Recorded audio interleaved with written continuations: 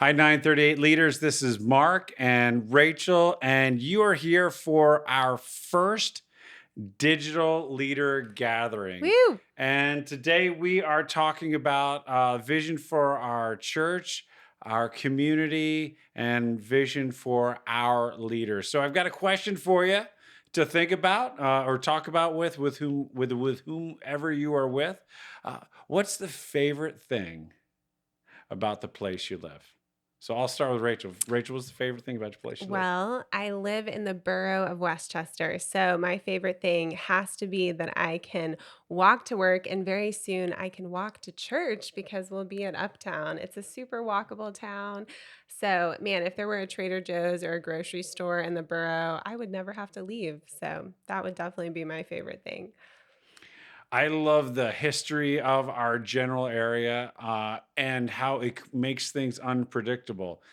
You go to other parts of the country and all the roads are straight, and because they just cut everything down and they just leveled everything. Everything around here seems like it's curvy and it's on a hill and it's sort of jammed in there. And the older it gets, the weirder it gets. And I kind of like that. So anyway, I love that part of our city. And yet, as I'm talking to folks, I know you are as well. People are still hurting. People are still frustrated. People are disappointed. Um, but for me, I feel like this summer is really going to be a summer of hope for us. I'll tell you why. I want to read just a portion of the book of Habakkuk, the beginning of Habakkuk. I think there's some things that we can appreciate about Habakkuk because I think he felt similarly about his community as a lot of us are feeling now. A lot of us, though the pandemic is over, some things are still, well, not everything's right yet. And certainly that was how Habakkuk was feeling. So just listening with me as I share. This is Habakkuk, the prophecy that Habakkuk the prophet received. How long, Lord, must I call for help, but you do not listen, or cry out to you violence, but you do not save? Why do you make me look at injustice? Why do you tolerate wrongdoing? Destruction and violence are before me. There is strife and conflict abounds. Man, we can all appreciate that. Therefore, the law is paralyzed, and justice never prevails. The wicked hem in the righteous, so that justice is perverted. And different people, no matter from a variety of experiences, people feel that when it comes to justice, but people are feeling it impersonally. We're just not back to where we were, say, before the pandemic. And not everyone was doing great before the Right. pandemic, right? Yeah. Uh, and here's how the Lord answers Habakkuk. He says, "Look at this." He says, "Look at the nations and watch, and be utterly amazed, for I am going to do something in your days that you would not believe, even if you were told."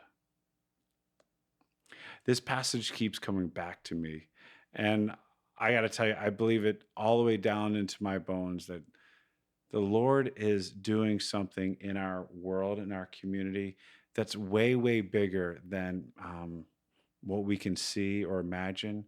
Uh, when in Habakkuk's day, he was about to bend history for the good of his people. And it wouldn't go the way his people wanted to at the time, but make no mistake, this world is transformed by the actions that even if Habakkuk was told, he wouldn't have believed them. I believe that God is doing things in our day that even if He told us, we might not have the ability to believe Him yet. Certainly, when the disciples were told by Jesus that He's going to go to the cross and He's going to rise again, they weren't able to believe Him. But later in the book of Acts, those same folks who couldn't see it, couldn't understand it, couldn't believe it, they're the ones that turned the world upside down. And so this summer, we're going to be studying the book of Acts. And so it's going to be the summer of Acts for us. We're going to be just studying these. It's really going to start with about 12 people who were really scared They really didn't get it when it comes to who Jesus was. And what they begin is going to be this transformation that has really impacted the entire world, even unto us.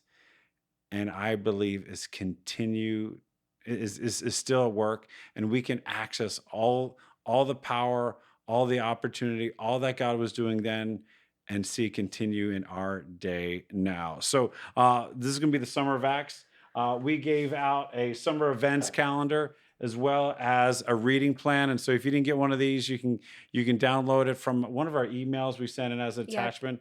We love for you as our leaders to lead the way by enjoying and hearing how God transformed the world through just these humble men who and women who are trusting God. And so it's going to be the Summer of Acts. We're going to start out with a series called Begin Again, because a lot of us are, well, we're beginning again. And frankly, our church is beginning again.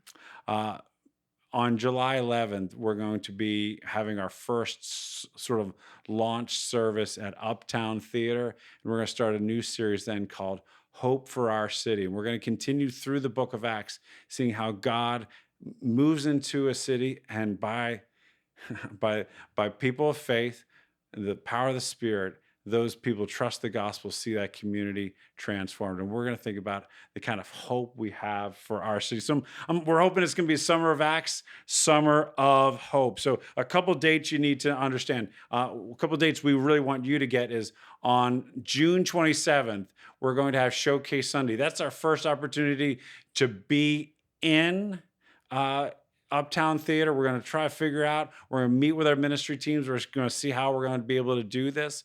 I promise you, I believe it's going to be one of those I was there moments.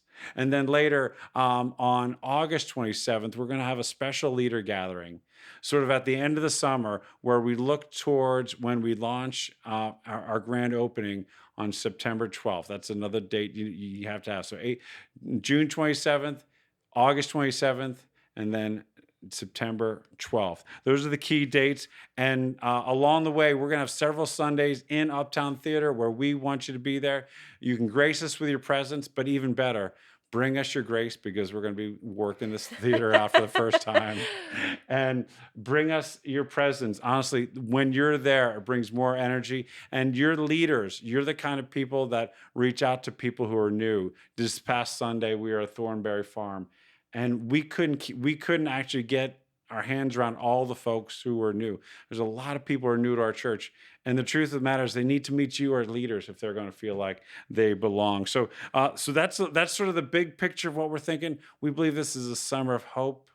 It's going to be summer of Acts, and that's sort of like the big picture of what our sort of our all church gatherings are going to be like. Rachel, can you kind of walk us through what the sort of the community life aspect of 938 is Yeah, going to be? yeah. When it comes to community life, I think now more than ever, particularly this summer, I mean, some of the things that we have talked about is the fact that it's really hard to gather as a team and to gather with other people, to gather with our groups. And so, one of the things that we have encouraged our leaders to do, our small groups to do, our teams to do is find as many times as possible throughout the course of the summer to just spend social time together. Use that social time as an opportunity to invite new people into your small group, maybe someone who isn't necessarily connected to the church, someone who is new to the faith, someone who is far from God, who may be a little bit more open to coming to some sort of social gathering that you and your group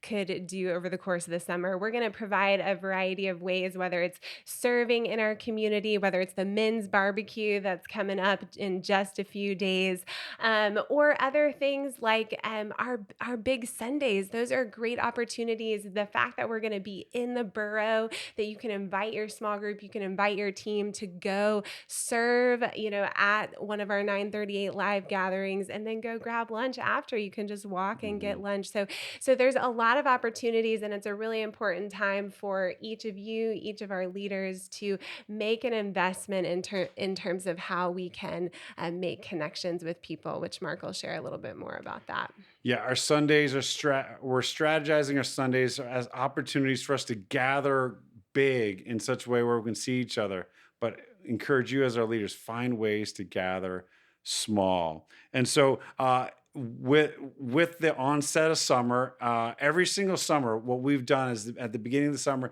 is challenge our folks to take the opportunity with a change of pace to bring in a new habit into their lives. And so we've talked about scripture, we've talked about prayer. This summer, we are talking about friendship. Yes, friendship is a spiritual discipline, it's a spiritual practice. And more than ever, this is the summer where we need to rebuild connections. Most people were underconnected before the pandemic. A lot of us are, in some ways, starved by the pandemic. So what we have is we're going to give you 5 principles for finding friendship and 5 principles for building friendship. We'll let you start, Rachel. Yeah, for sure. That's what I was gonna say. Yeah, for sure.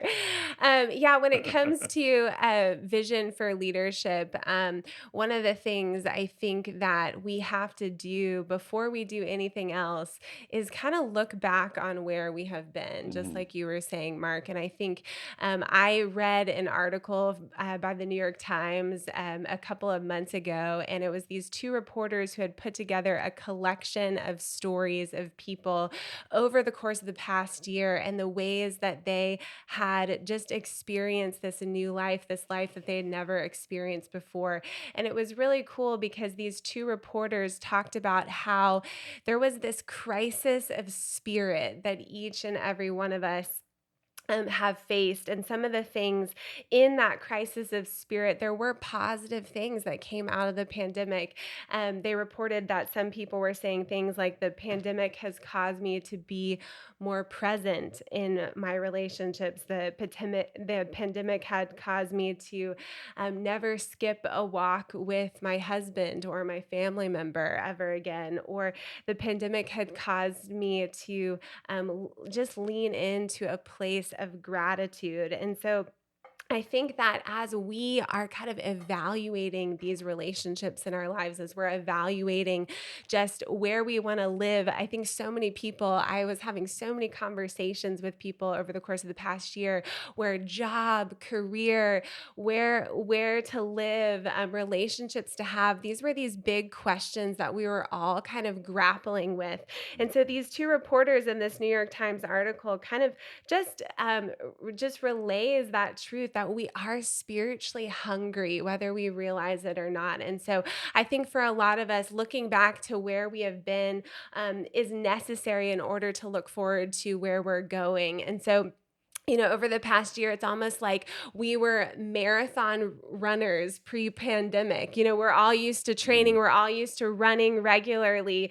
And then suddenly we're told for about 15 months that we're not going to run at all. And then we're brought back into this new life now where things are opening back up and we're starting to run again. And for some of us, it may feel like we're getting winded. For others of us, it may feel like we're limping. For some of us, we used to be able to run 5 miles, and now we can barely run 1 mile. And I think that that is kind of how we're facing our relationships, because when it comes to our relationships, we're having to work these muscles that we Mhm. haven't had to work in a while. And so our hope in this new context is that us as leaders and us as community would not have to run alone. And, the writer of Ecclesiastes says that two are better than one because they have good return for their work. If one falls down, his friend can help him up, but pity the man who falls and has no one help him up. And so, our vision for the summer, our vision for hope is that no one would run alone. And so, the way that we approach transformation of our city, transformation of our community, transformation of friendship is that we are finding friends and that we're building friends. So Mark's going to talk a little bit more about that. Sure. So, all right, start with 5 principles. All right. So, obstacle one is first principle is this: we got to get over the obstacle that we think we don't need any more friends. And part of that is that my 14-year-old also doesn't think he needs vegetables, right? And so I remember when one New Year's he made a resolution to watch more TV. And when he and that was his commitment because that's what he thought he needed.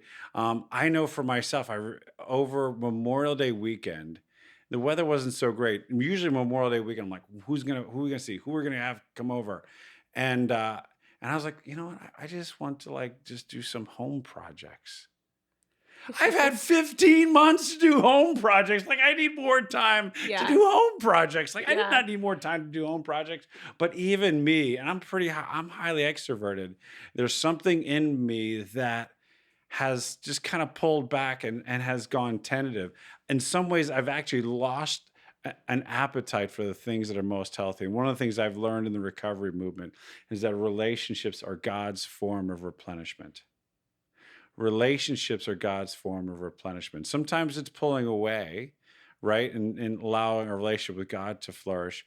But for most of us, we do not have the healthy, life-giving relationships we need to flourish. We do need friends. Okay, so that's principle one is we got to get over that obstacle. Principle two is we have to get over the next obstacle that says we don't have time.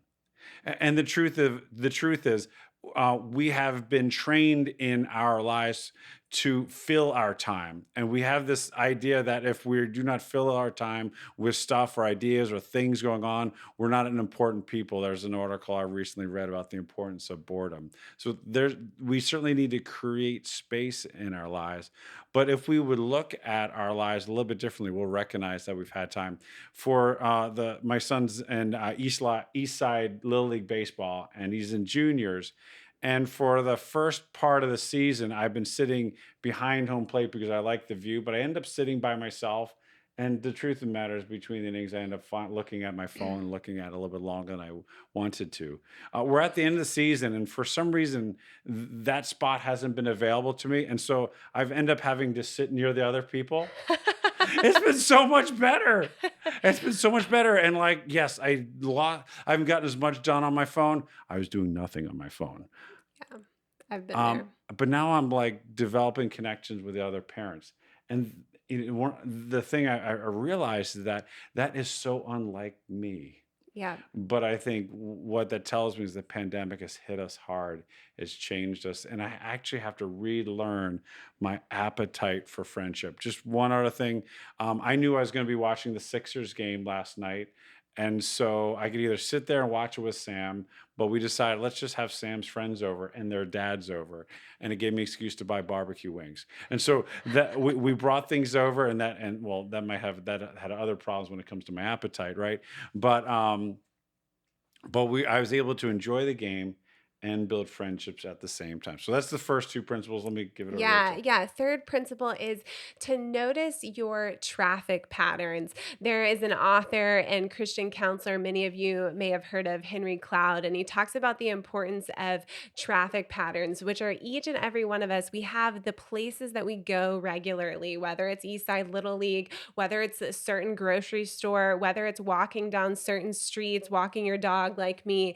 We have these different traffic patterns where we are walking, where we are driving in our car, where we're meeting the same people.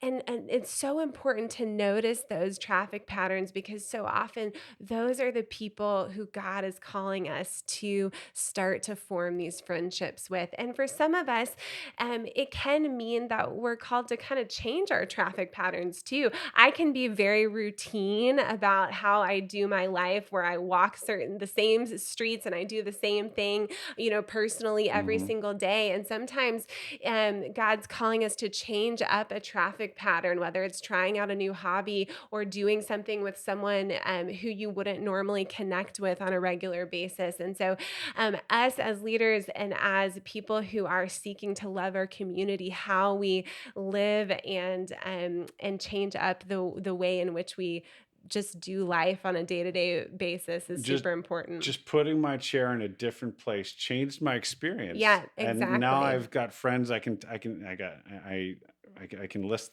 Todd and Cheryl and Lee. I mean, I have Yes. like names of new friends that I wouldn't have had otherwise. Yes, exactly. And that leads us to the fourth principle of finding friends is learning one new name per week. I recently started going to a new gym, and I learned that in going to this new gym, a new traffic pattern, there was a young couple who ironically lived on my street who was going to that gym too. And so Mm. I was able to learn who they are, and we run into each other pretty regularly. And so finding ways to learn one new name per week just is thinking about people outside of who we would normally connect with. I was thinking about some of these own topics as I was thinking about even my own kids and how they build friendships, and led me to some research even just on having a healthy marriage. But I think this principle works just about anywhere. Is that a lot of friendship is built on small bids, and recognizing when somebody offers a bit of friendship, and maybe they just ask you how your weekend was, or maybe they offer to pick you something up at the store, or in small ways when somebody makes a bid for friendship, just take them up on it. Yeah. You're not allowing yourself to be brought home to meet their parents. It's just allowing another layer of friendship to form, and you never know where that might go. Also, learning the ways of offering a small bid, whether it's lingering in a conversation just one question longer, or noticing something about somebody else's life, giving them an opportunity to share a little bit more about their lives. As you do that with the people who are already in your life, you you never know when an acquaintance can all of a sudden click into a friendship. And these are the things, and friends are the ways. Not only does God replenish our lives, but they open up new opportunities for us, new ways of thinking, new activities to do, new ways of thinking. And you find out like, hey, new shows to watch, new hobbies to try, new foods to eat. All of these things come from new people in our lives. And so a little bid, by receiving a bid and offering a bid, can turn an acquaintance into a friendship. So those are the five principles for finding friendship. We mentioned this past Sunday something we're pretty excited about, something that we have talked about in 938 before, but we're going to be leaning into even more so to equip us to rebuild friendships. We have a little acrostic called Bless.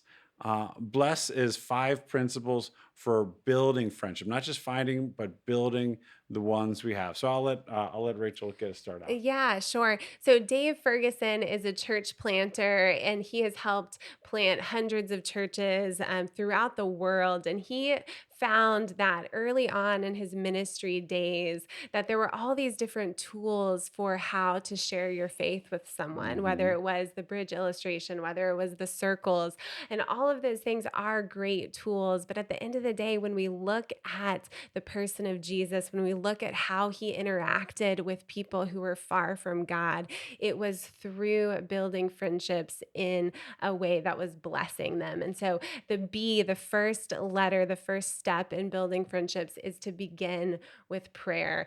And man, this just reminds me just that I am not in control of where someone is spiritually. And I can't tell you how many times I have started to pray for someone and how God has just brought that person into my life in a certain conversation or into the life of another friend who knows Jesus and has just blessed that conversation and had that person take a next step of faith. And I think the first step for each of us when it comes to how God is going to change in our city and change in our relationships is for us to get on our knees and begin with prayer. So that's the B. The L is for listen. And this is particularly helpful for me because I am highly trained at coming up with things to say. And like I have this ability to just find content and think of interesting stories that place me at the center. But one of the most satisfying aspects of friendship is, is a skill that I have been forced to practice. I need to continue to come back to this, is listening. And so many people in this life have nobody who will listen to them, or they'll Mhm, listen to them for about 20 seconds, or will listen to them and then shut them down. But to simply listen to another person is mhm, such a gift. And mhm, so, this is one of the things I encourage you to think about when you think about the people that in your life, and you think about building friendship. What are the When you think of spending time with somebody, what are the questions you want to ask that person? mhm. Yeah. And as you ask those questions, let let let the question linger. Even just give it a little extra time for them to maybe add a few extra thoughts. Maybe as they give the answer, just come up with a why question. Why did you choose that? Mhm, Why do you think that happened that way? And one of the things that begin to happen is that as people share their stories, they invest themselves in you. And that's a tremendous gift. When mhm, it sounds funny, by asking people a question, it's a gift to them. But what oftentimes happen is that as they answer that question, they feel more and more attached and, in a sense, connected to you. And and what a gift that can be. So mhm. that's the second part. What's number three, Yeah, Rachel? number 3 is my favorite, which is eat. E for eat. Man, when we think of going back to listening, there's something about having a meal with someone, sharing a meal with someone where you're forced to sit across the table, and while you're eating, you're listening. While they're eating, they're listening to you. And I think sometimes we can overcomplicate this one. I think we have a tendency, if you're like me, if you have any kind of perfectionistic tendency, it can be easy to feel like, oh man, I need to get the house all ready and they're gonna have to come over and I just need to make sure that everything is perfect. And man, when we think about hospitality and how Jesus extended hospitality, I mean, he was constantly giving people stuff to do. I mean, he was showing up at people's homes unannounced and sharing a meal with them. And I think it doesn't always have to be a meal. It can be a cup of coffee, it can be a happy hour, it can be whatever works best for your schedule, for your stage of life. But there's something about eating that, again, just like you were saying, Mark, just enables a little bit of um, just closeness and intimacy in a way that we just have a tendency to blow past. So think about it. Could you, in some way, once a day, maybe, or once a week, share a meal with somebody else? And here's our commitment, as Kathleen and I have committed ourselves to showing imperfect hospitality. And let me put it this way: if you bring somebody into your perfect home, what does that tell them about what you expect of them? Mhm. What and what and how do you think that's reproducible by them? Or could you just simply bring somebody into your house as it is now and trust that you can be as you are? And what would that communicate to them? That if you can accept yourself as you are, maybe you'll accept them as they are as well. Anyway, Mhm. I could talk forever about eating. Oh, moving on to S for serve. Uh, this this is this might feel kind of risky, but learn to serve another person. Serving could look like just listening to them, but if you listen long enough, you're going to find an opportunity to do something for them. And some of you have different kind of love language where you just want to go and like sort of fix something at their house, or you recognize that because you've listened well, you'll see this sort of gift and you'll recognize, man, this person would love that. Mhm. Act on that impulse to Mhm. just serve another person, and whenever possible, serve with that person. Yeah. And lastly, but certainly not least, is story, how we can share our stories with one another. And I love that this is the last one because I think that doing those first four, beginning with prayer, listening, eating, serving, it enables us to come to a place where, in a lot of ways, we've almost earned the right to get to share our story and get to hear the story of someone else because it cultivates that sense of trust trust. And each and Mm, every one of us have our own stories of brokenness. We have our own stories of the way that God has met us in profound ways. And I think that coming to that place of story just opens people up to hearing the gospel in a way mhm, that also enables them to connect with you. Because at the end of the day, um, we're not going to convince anyone of Christianity, but we are going to be able to share our experiences of the way that God has mhm. changed our hearts and minds. So that's a last, but certainly not least, story. So, of the five, what are you most interested in? What are you most excited about? What am I most excited about? I would have to say, I mean, I want to say eating, but I'm actually, that's a given. Okay. So I'm not going to say eating.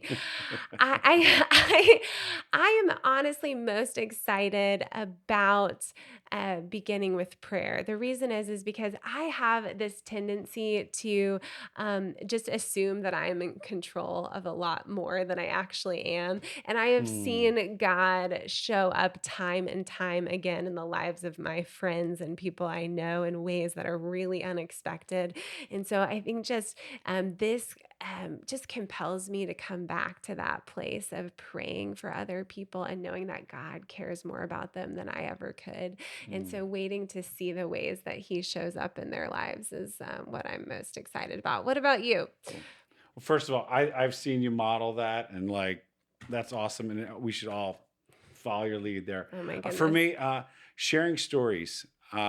There's something I feel like there's when somebody shares their story with me, I feel like there's a certain um, I don't know. I feel honored in such a way. I feel like they've given me a certain gift. In Celebrate Recovery, part of my role was to just to hear someone's story, and it always made me think of Mr. Rogers when he said, "Whenever you know somebody's story, it's hard to not like them." Yeah. And even in Celebrate Recovery, one of the things I've learned is that even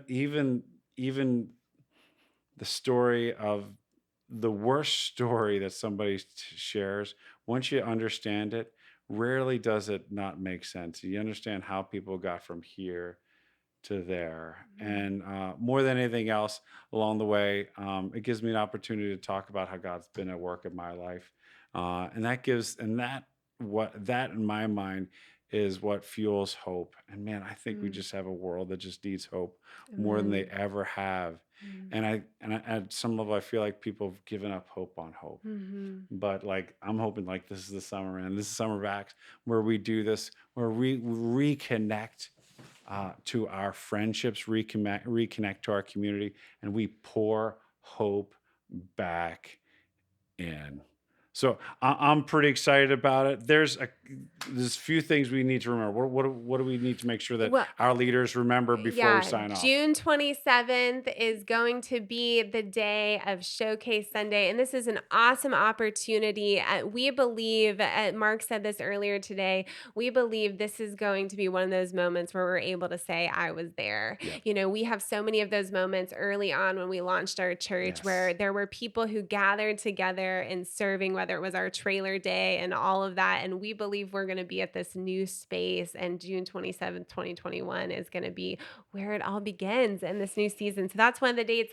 The second date is August 27th. Friday, August 27th is our team celebration. And so that's going to be an opportunity for us to commission our new team members, our new team leaders, and be able to have some of those I see in you discussions with people who have never served before. And so there's people who we're going to pray for on June 27th and ask God that they would be there on August 27th. And so we want you to be there. Bring your team, bring your friends, ask people who maybe had never served before and would want to jump into building our church.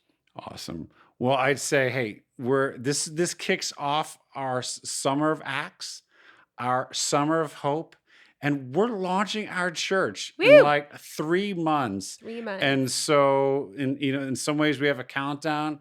We got to get from here to there. We're hoping that you're going to be a big part of that. Why don't we? Why don't we take our own cues and begin the summer with prayer? Let's do it. Father, we thank you so much for every leader in this gathering, wherever they might be, whether in their kitchen, in their car. on their phone, on a run, however they are interacting. God, I pray they would know that they belong as a part of a team, as a part of your church, that they have been sent by you into a community that they love, and more importantly, you love.